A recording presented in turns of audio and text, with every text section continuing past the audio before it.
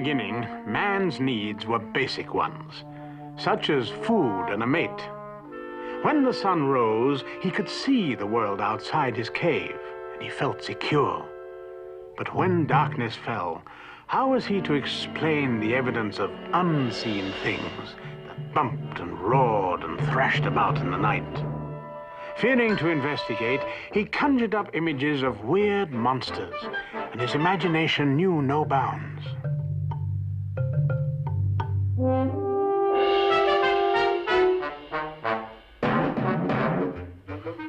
Later on, man refined his images of monsters, basing them on animals he knew, but put together in grotesque combinations. Unfortunately, however, by now he had come to believe that such creatures were real, and centuries passed before he gained the courage to actually investigate.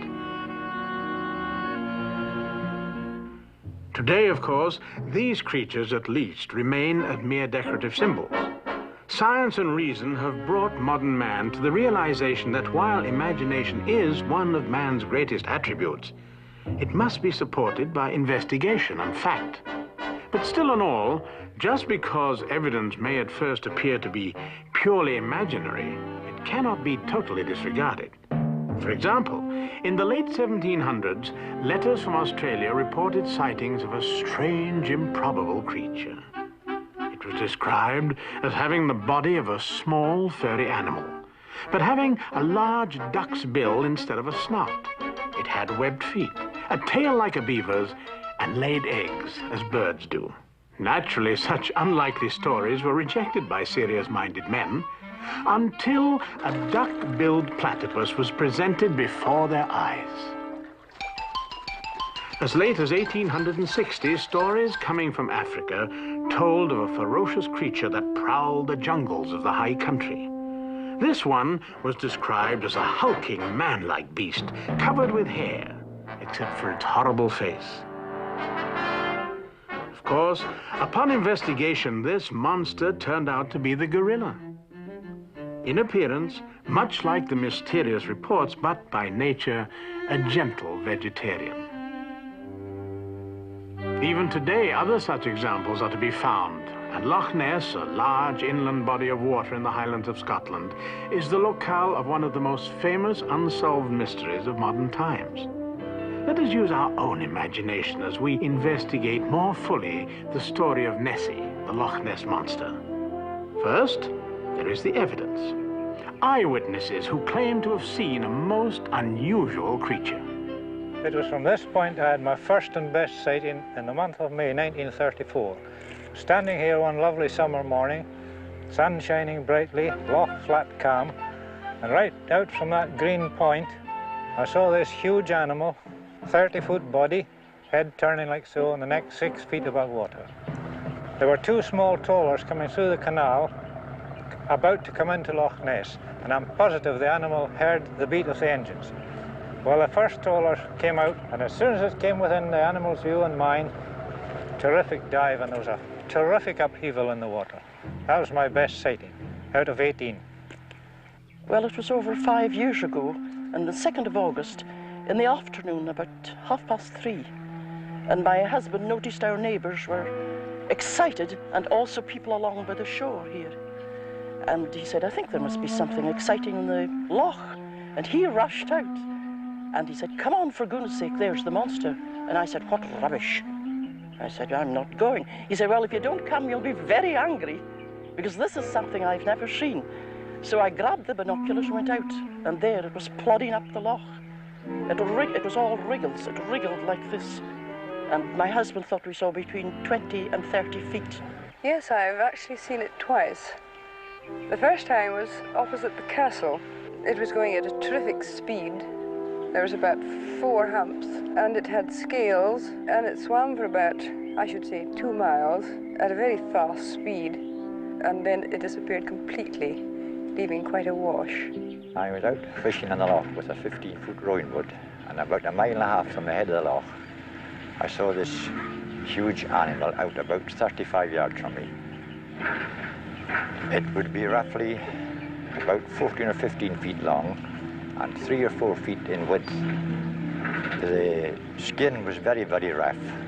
It put up such a big wash, came right up to our feet, that one of the small children ran up the bank because he was rather afraid it was coming out after him. Well, it was out there we seen the monster.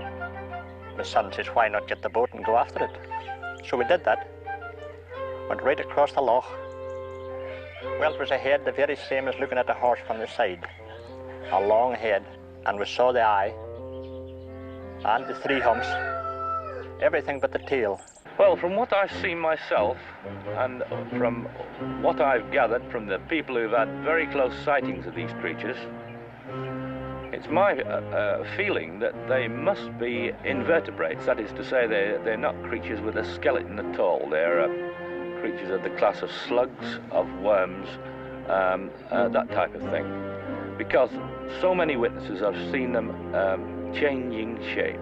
Then one hump disappeared, then another one, then the other one. Dark grey, crinkly looking, something like the elephant, you know, when he's walking. It was dark in colour, and we saw between 20 and 30 feet. Nothing at all is known about the identity of these creatures. Head coming up and down as if it were fishing. Poor salmon leaping out of its way. We saw this huge thing in the water. Before I got the fright, I felt the hair stand in the back of my head.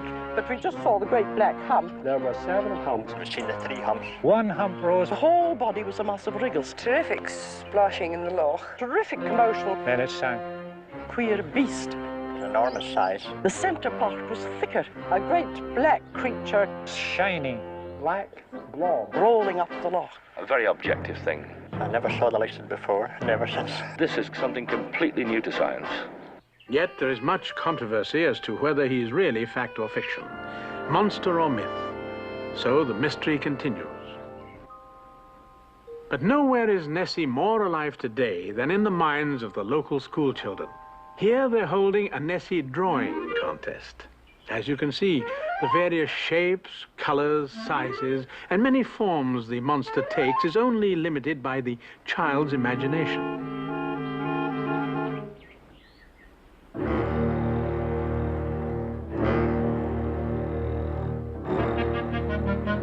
Since this is the story of all that is known and unknown about the monster, let's make a composite Nessie out of them.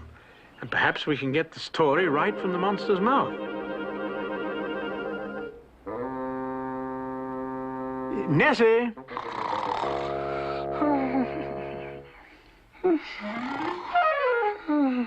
Nessie! I say, old chap, Nessie, wake up, will you? We only want to hear your side of the monster story. Oh, come on, Nessie. Huh? Oh, well, never mind then. You're probably just a figment of the imagination anyway. I'm not a figment. I'm a monster. Oh, come now. Aren't monsters to be found only in fairy tales and such? Oh, a lot you know. I come from a long line of monsters. Just look at some of my ancestors. Most of these prehistoric dinosaurs were amphibious, like me. They were so huge that on land they could hardly support their own weight, so they ended up in the lakes and lagoons, like me. By the way, dinosaur means terrible lizard. And by far the most terrible relative of all was my great-great-uncle, Tyrannosaurus Rex.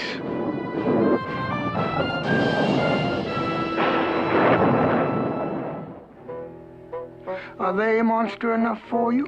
Yes, but I say you don't mind if we ask questions as we go along, do you? Well, be my guest. Well, haven't dinosaurs been extinct for millions of years? So what?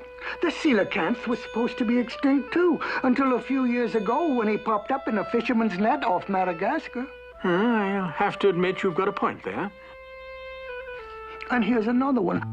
Right now, I've got a bunch of gruesome-looking cousins down on the Galapagos.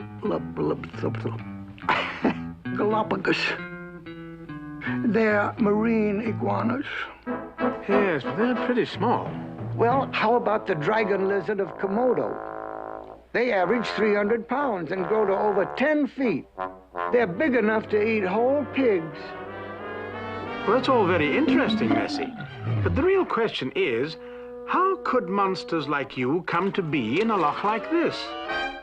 Well, it just so happens that at one time, The Loch was part of the sea, you see.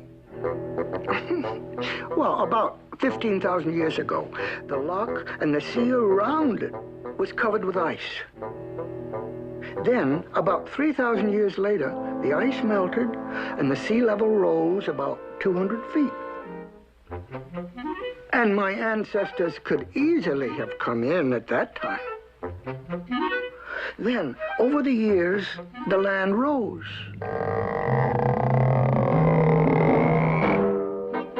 And locked them in the Loch. Well, I suppose it could be possible. And it's really not a bad home for a monster. Well, there's plenty of room to bask in quiet coves.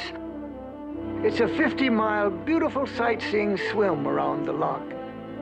And practically everywhere you look, it's like a painting. And if you want peace and quiet, my favorite place is down at the end of the Loch, right here in front of the Abbey. All right, Desi, all right. Now let's get back to the point. If you and your ancestors had been here for such a long time, how did it happen that none of you were seen till about 40 years ago? Not so at all. See, right over there on the walls of the Abbey is a statue of St. Columba, who, back in the 6th century, saw my great-great-grandfather and recorded it. I quote from his biography. A man was swimming across the Loch when he was attacked by a huge water monster. St. Columba commanded the fierce monster, saying, "Think not to touch thou that man. Quick, go back." The beast, on hearing this voice, was terrified and fled. And that's not all. Through the centuries, there were many other sightings duly recorded and documented. All right, I believe you. But I still say the Loch Ness Monster didn't really make the headlines till, about 1930, wasn't it? It was 1933, to be exact. The year they built the road around the Loch. I remember I was down deep, relaxing in a hidden grotto.